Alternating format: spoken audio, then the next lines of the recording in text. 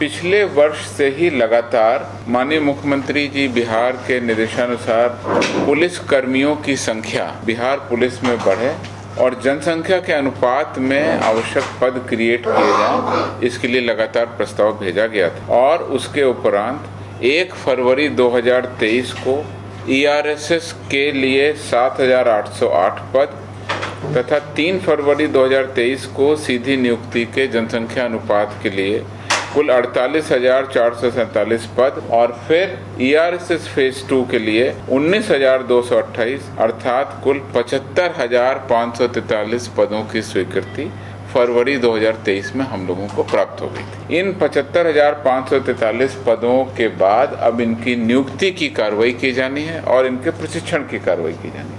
जैसा आप लोगों को पता है, इसी में से 21,000 सिपाहियों की बहाली के लिए हम लोगों ने प्रस्ताव भेजा, जिसके क्रम में जो हमारे सिपाही भर्ती चयन परिषद है उसके द्वारा विज्ञापन भी निकाल दिया गया। अब उसकी रिटन एग्जाम और जो उसकी क्वालिफाइंग फिजिकल एग्जाम है उसके संबंध में कार्रवाई की जा रही है। जब ये इतनी अधिक संख्या में पुलिसकर्मी आएंगे तो इनके गुणवत्तापूर्ण उचित प्रशिक्षण की भी आवश्यकता होगी। और दूसरी जानकारी आपको दें कि ये जो नए सृजित पद हैं उसके बाद बिहार पुलिस में पुलिसकर्मियों का कुल स्वीकृत बल लगभग 2,27,000 हो जाता है। इतनी बड़ी संख्या में पुलिसकर्मियों के रेगुलर ट्रेनिंग की जरूरत पड़ती है। अभी हमारे पास में 4 ट्रेनिंग सेंटर उपलब्ध हैं। पहला है बिहार पुलिस अकेडमी राजगीर नालंदा। दूसरा ट्रेनिंग सेंटर है जो सबसे पुराना ट्रेनिंग सेंटर है सिपाही प्रशिक्षण केंद्र नाथनगर भागलपुर। उसके अलावा सिपाही प्रशिक्षण केंद्र सिमुलतला जमुई में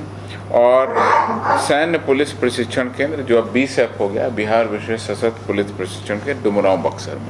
ये 4 हमारे पास में नोटिफाइड पुलिस ट्रेनिंग संस्थान है। इसमें 3 में सिपाहियों की ट्रेनिंग होती है और जो राजगीर है उसमें पदाधिकारियों की ट्रेनिंग होती है। लेकिन इन 4 की संख्या जब हमारी स्वीकृत बल अब 2,27,000 हो गया, काफ़ी कम थी। इसके लिए हम लोगों ने गृह विभाग में प्रस्ताव भेजा कि हम लोगों के यहाँ जो बिहार विशेष सशस्त्र पुलिस की बटालियन है यानी मुख्यालय हैं, उन सभी में पर्याप्त परिसर उपलब्ध है, उसी को आप एडिशनल ट्रेनिंग सेंटर के रूप में मान्यता दीजिए और उनको घोषित करिए।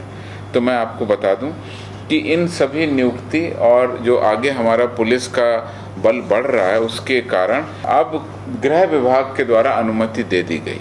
इन 4 ट्रेनिंग सेंटर के अलावा 22 अलग अतिरिक्त ट्रेनिंग सेंटर अब घोषित कर दिए गए हैं जो सभी बिहार विशेष सशस्त्र पुलिस की बटालियन में शामिल हैं।